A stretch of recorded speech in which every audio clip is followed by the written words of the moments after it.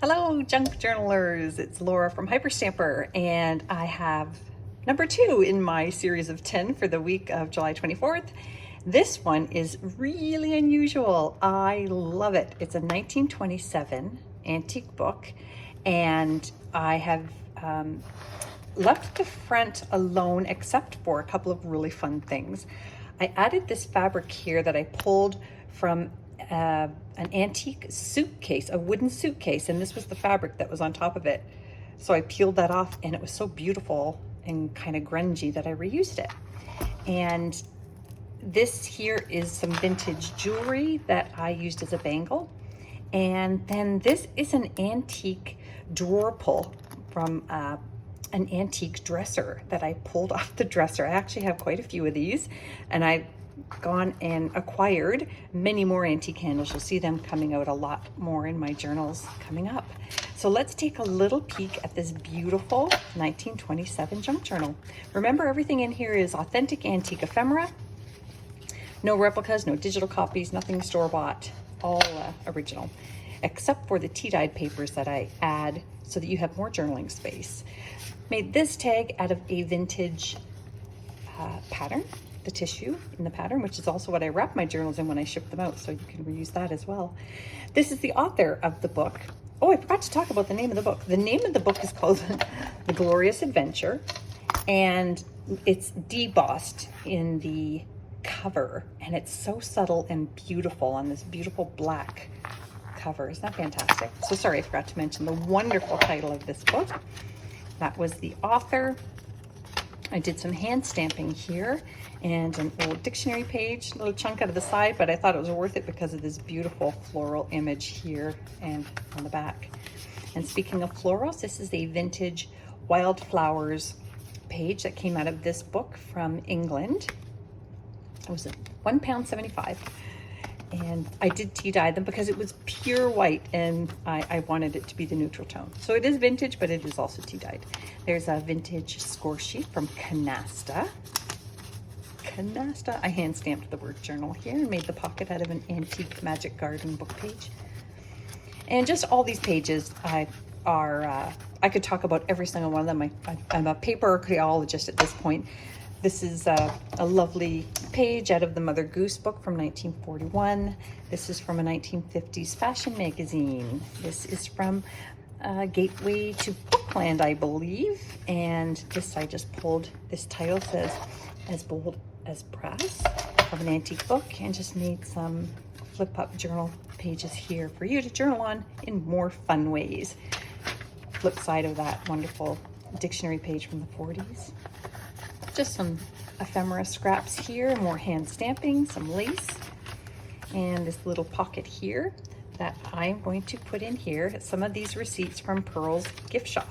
I have a few of these. I'm starting to get a little stingy with them because I've had them for years and I never thought I'd run out, but now I am.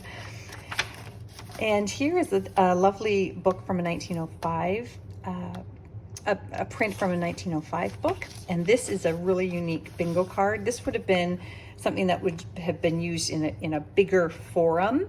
It's a very, very thick bingo card, almost like a game piece on cardboard, and that is from the 1950s as well. A little hand stamping here on some antique paper. And on this side, I have a print from the vintage book here, Hal's, which is, I believe, 1967. And that was one of the prints in that book, along with the vintage stamp here. And look at this wonderful 1922 map from a school geography book on England and Wales.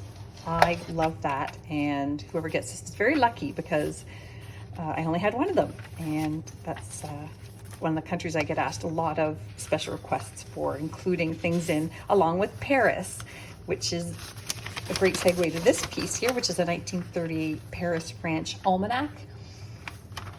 And this one is from July, and it's double-sided. And again, that was during wartime, so really interesting satire in there if you want to throw it into Google Translate to find out what they're saying. And just some more antique book pages and tea-dyed pages. This one here is fun. This is a page out of this vintage book here. 1,003 Household Hints and Work Savers, put out by the Manufacturers Trust Company in Buffalo, New York. Isn't that fun? So you'll see these coming up a lot in the journals to come. Another beautiful vintage doily here, and this is from a early 1900s book on antiques. It's called The Dictionary of Antiques. And of course, we have to have the cheesy recipe book, full color page spread, and this one is on chocolate brownies and coconut bars. Oh God. Okay, too funny. Another one of Pearl Shop's receipts. And this is a little dictionary page on French abbreviations. Another one of Pearl's there, and a 1926 blank ledger page. Very hard to come by, but that was a nice sturdy one.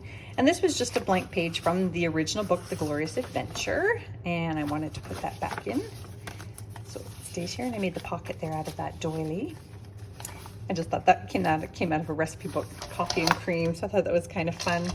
And then this, I know this is odd that I would put this in here, but it came from a vintage recipe book on salads. Not that you need recipes for salads, but apparently in the 1950s you did. So I included a little batch. This is 4 or 5 pages, I think, in each of my journals this week. This is from a 1930s music book, Home Sweet Home. Isn't that lovely? Lovely. Old Lang Syne and Sweet and Low. Classics, absolute classics. Magic Garden. And this is from this is the cover of the December 1945 Theater Arts book. Look at this lovely, lovely picture here. And in the center, it is a 1930s ledger page. Isn't that fun? Done with pen and ink. There we go. And here is a 1920s postcard. Isn't that wonderful? Look at the cars in there. Absolutely fantastic. And this is one of my full page spreads from the 1920s book, The Emerald Isle. That's a poem there.